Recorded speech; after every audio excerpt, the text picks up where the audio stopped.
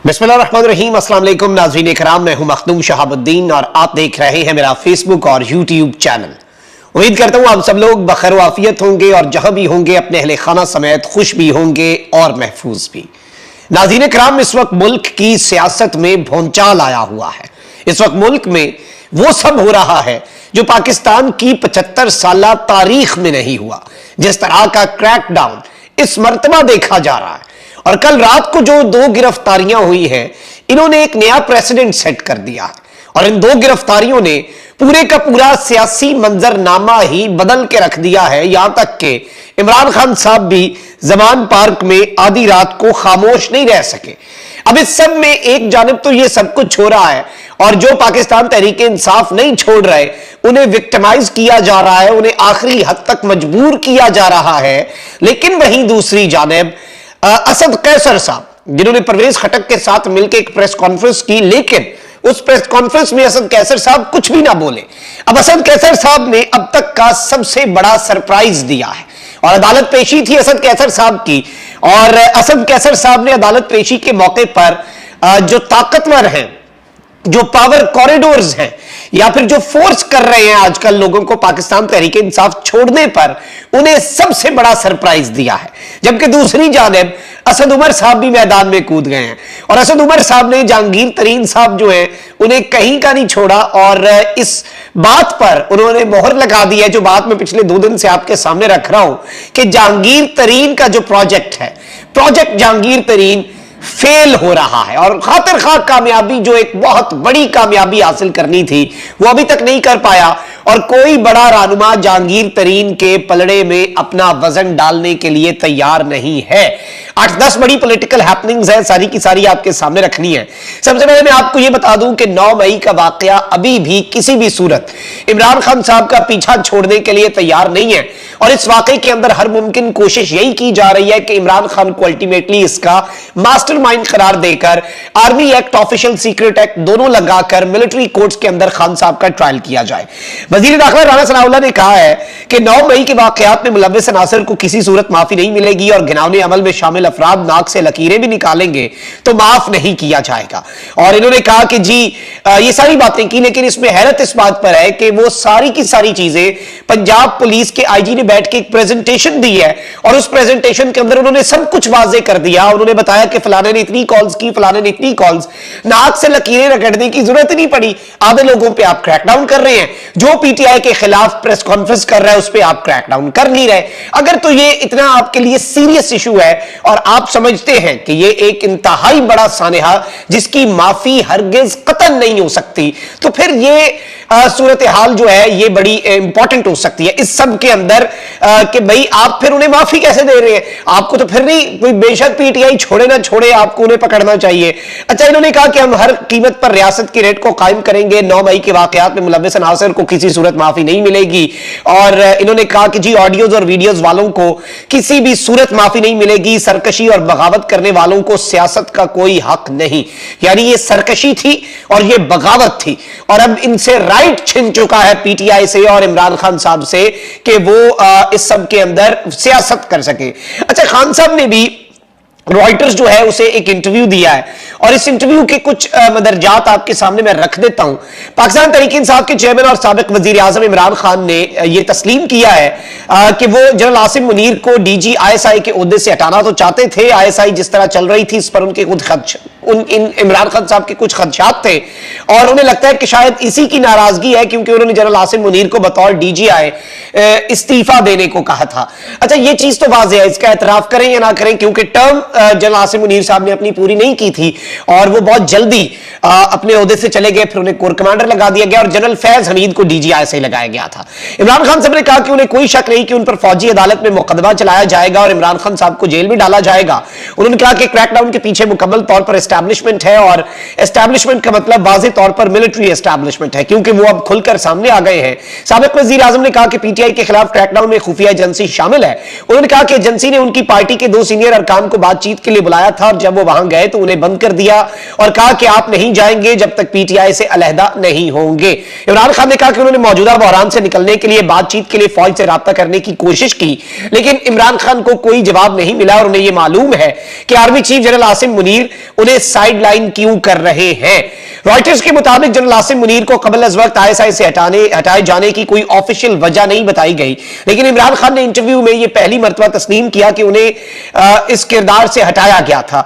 इमरान खान का मजीद कह रहा था कि मैं एक ऐसा शख्स हूं जो इस मुल्क में 50 सालों से जाना जाता हूं, जिसने शायद इस मुल्क के तमाम अवार्ड्स जीते हैं और शायद सबसे ज्यादा मारूफ पाकिस्तानी हूं। मेरे साथ अचानक एक गैर मुल्की जैसा सलूक किया जा रहा है और यह बड़ा अजीब है।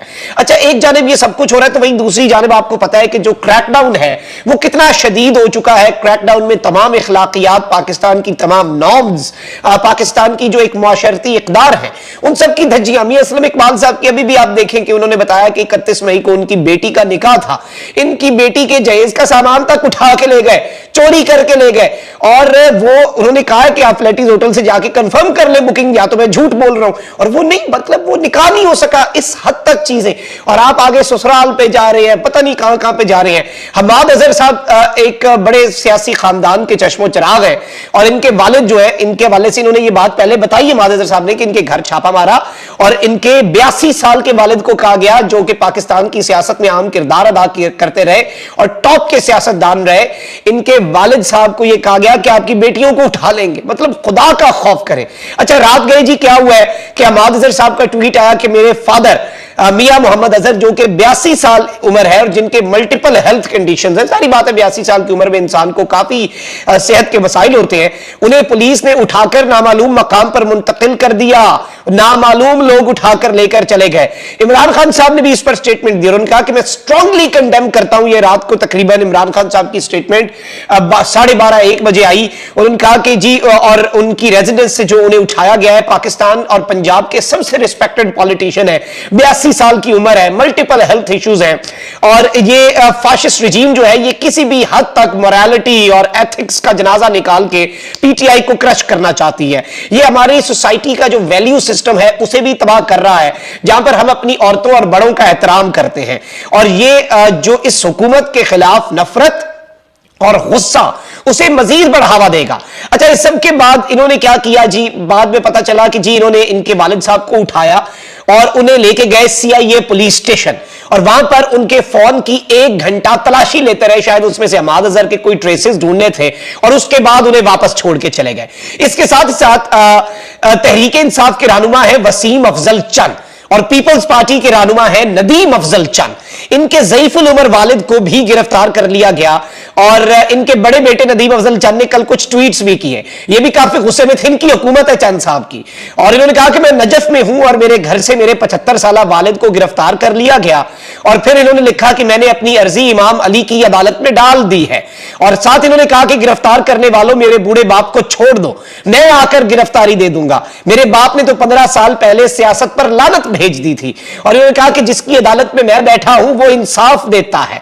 अच्छा जी, अब यहां पर ये खबर आ रही है कि जी इनके वालिद को भी कुछ देर बिठा के, पता नहीं है शायद इनके वालिद, बूढ़े वालिद, मतलब आप एक इज्जत और एक मकाम, एक मर्तबा होता है किसी शख्स का, आप उनका मोबाइल लेके पता नहीं उसमें से क्या चेक करना चाह रहे हैं और जिस तरह से आप उठा के ले जाते हैं, मतलब उनकी सेहत के इश्यूज है। एक 82 साल का बंदा, एक 75 साल का बंदा, मैं समझता हूं पीटीआई के इस क्रैकडाउन में ये अभी तक की सबसे बड़ी गिरफ्तारियां हैं, ये सबसे अलार्मिंग डेवलपमेंट्स है।